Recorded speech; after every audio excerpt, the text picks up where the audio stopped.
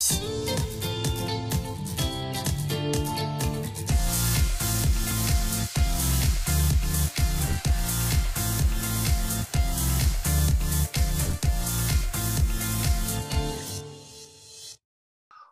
to the latest episode of my ArundelBiz podcast, powered by Arundel Economic Development Corporation. I'm Grayson Orthe, and today I have two sets of twins, so today is going to be very relevant for me.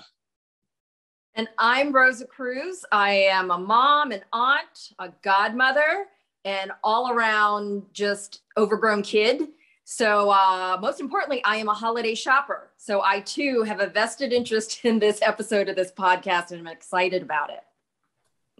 And I'm Steve Adams, the newest member of AAEDC. And I am an uncle who loves spoiling his 7-year-old and 5-year-old nieces with cool gifts. So now that we've hinted a little bit at what this episode is all about, I'm pleased to introduce Stephen Kaufmann, co-owner of Franklin's Toys and the perfect person to talk toys and holiday season shopping. So Stephen, welcome to the podcast.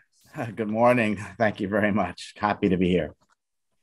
And I guess just to kick things off, if you could just tell us a little bit about your background in the industry and how you ended up becoming the owner of Franklin's, which I know it started off a long time ago as Beep Beep and has gone through some name changes and is now your baby, so to speak. It absolutely is. Well, I started in the toy business in 1991. I was working for a toy manufacturer in upstate New York. I was the operations manager there, responsible for the warehouse activities, distribution, shipping, receiving, everything that went on there, as well as customer service. And then from there in 2000, I moved down to this area and I joined a manufacturer's representative group covering the whole mid-Atlantic for lots of different manufacturers. And then in 2017, my partner and I bought Franklin's Toys, a company that we had been servicing already as reps. So it was a very easy thing for us to do, and very happy that we did it.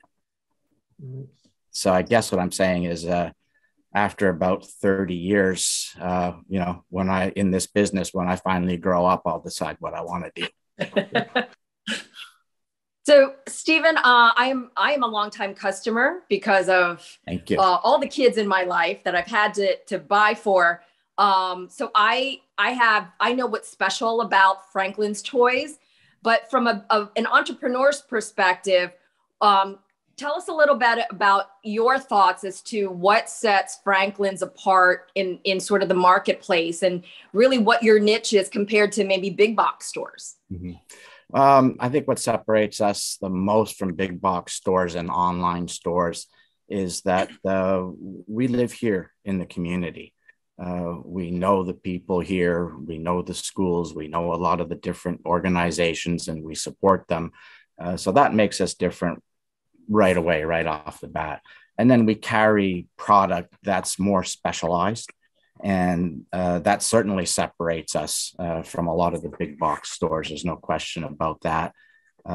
We know that you can come into this store and you can find unique products that offer great play value, and that in a lot of cases help to educate children as they grow as well. And that if you get something in the store and you bring it to, say, a birthday party, and somebody else has purchased the same item, it's very easy to come back here, to see us, to return it, to exchange it, to get something else. And we'll always steer people in the right direction to get a really good quality, fun gift for a young one.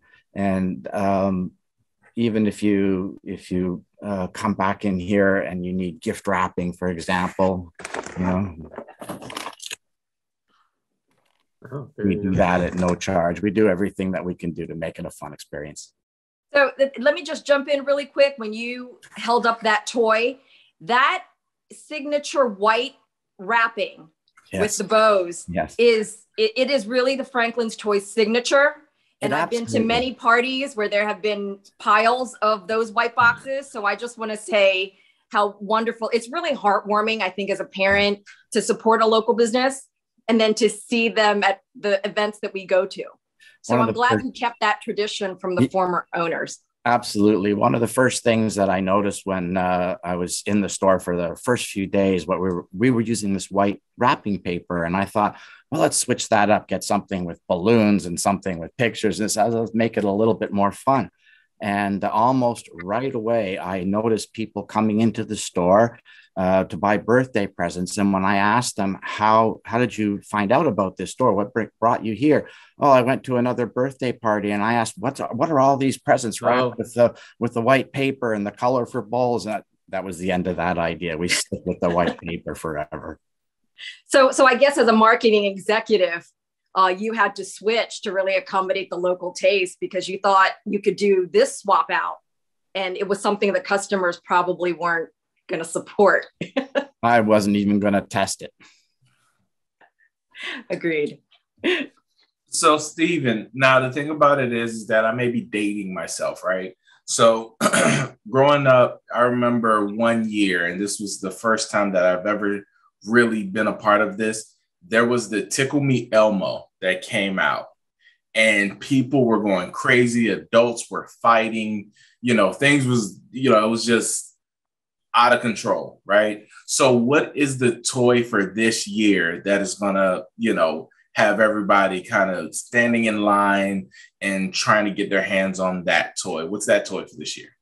That hasn't surfaced yet. Usually that happens when the kids see it all over television on Saturday and Sunday mornings when they're watching cartoons or doing whatever they're doing. And I prefer that there isn't something like a Tickle Me Elmo every year. I mean, it's fun when it comes out, but that opens up everything else across the board.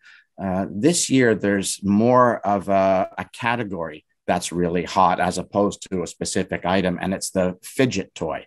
It's something that's been really hot since the spinners a couple of years ago. Right. And this year, and I have a couple to show you here. There's the pop it items. Think bubble wrap. You know how when you pop the little bubble on it makes a noise. Well, that's sort of been turned into a toy item. Lots of different colors and configurations, and you can just pop those back and forth, and you can make games out of it. And it's been really, really popular, and we're selling tons of them.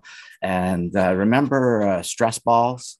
Yes. Well, here's another one. This is called a Nido ball.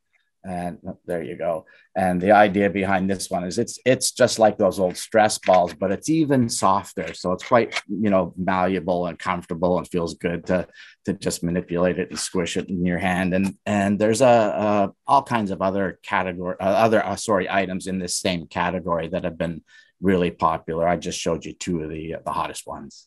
So I guess really coming off of the pandemic, everybody needs like that stress relief type thing just to kind of, get your mind, kind of regulated, I guess. Yeah, I suppose it helps. And it's also good for, people with special needs that they do well with those kinds of things. They're priced as impulse items. Some of them can be on clips and put on your backpack or a keychain, that kind of thing. So yeah, real popular.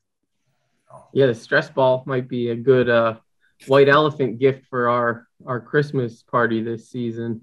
There you go. All good for all ages.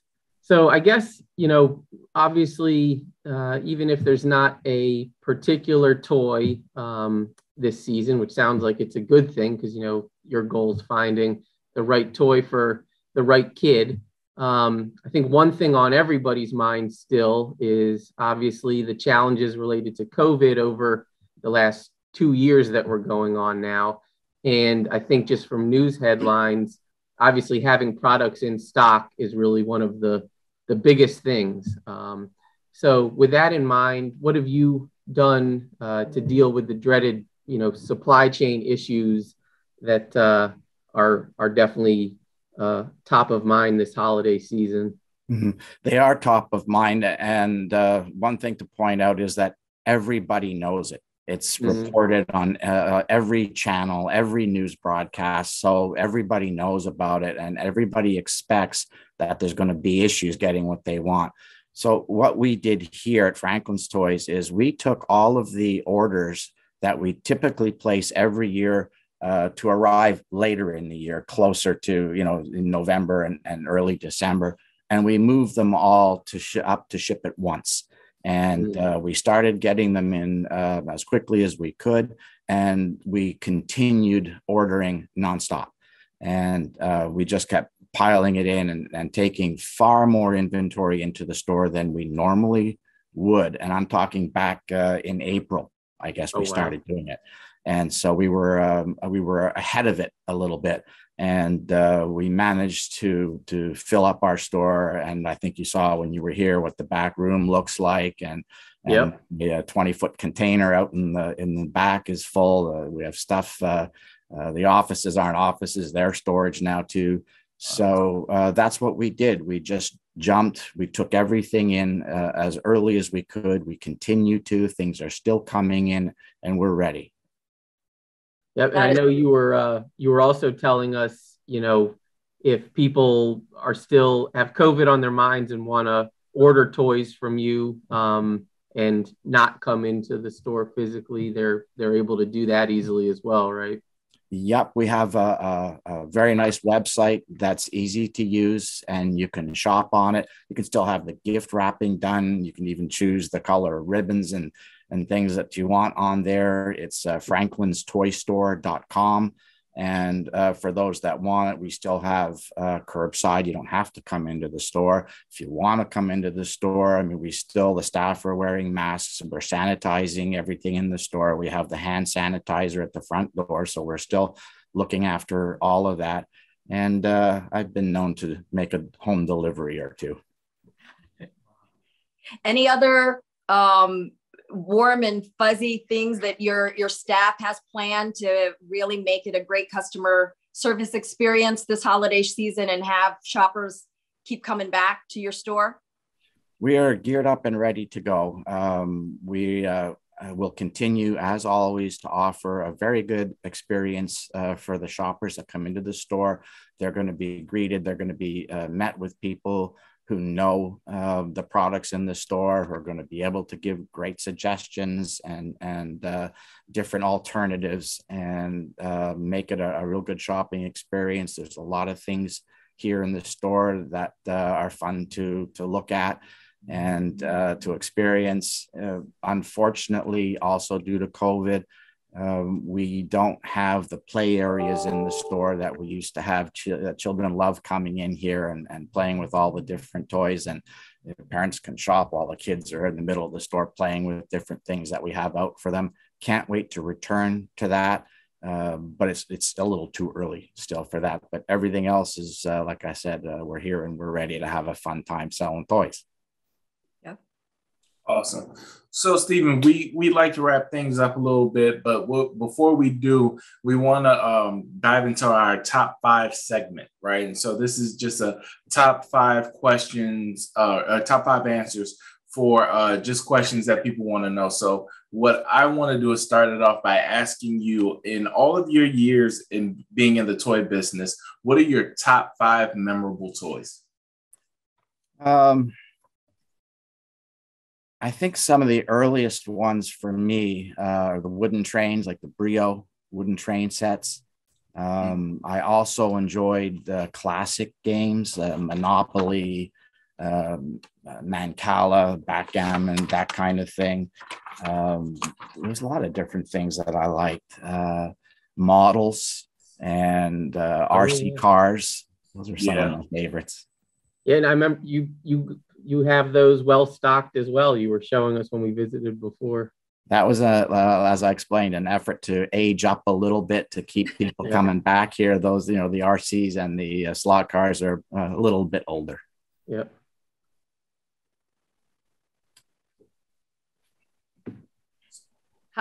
Sorry, I think my microphone kind of came out a little bit. Sorry.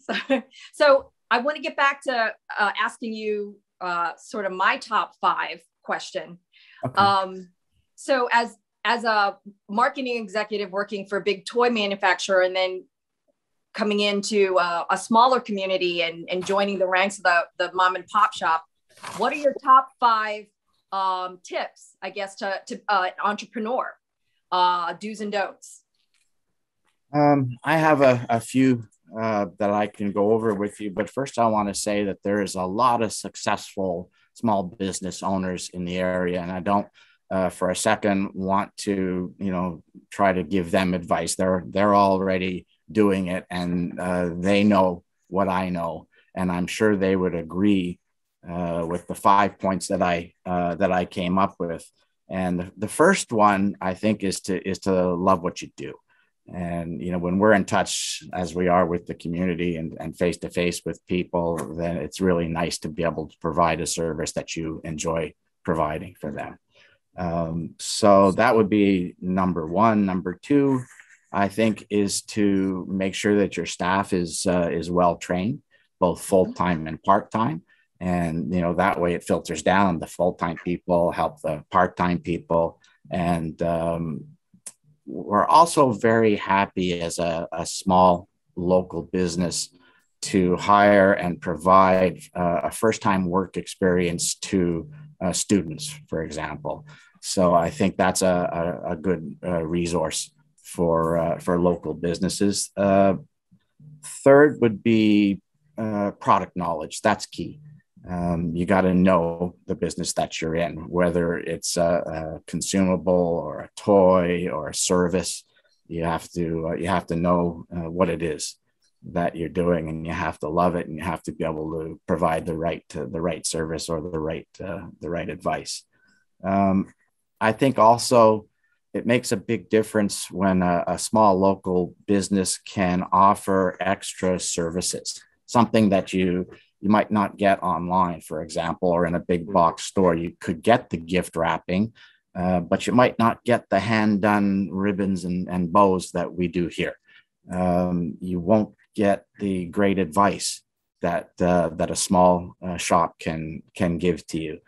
I mentioned, curbside pickup and delivery. These are things that just personalize things, and I think make it very, very important and make us different and make us a little bit more unique than they are.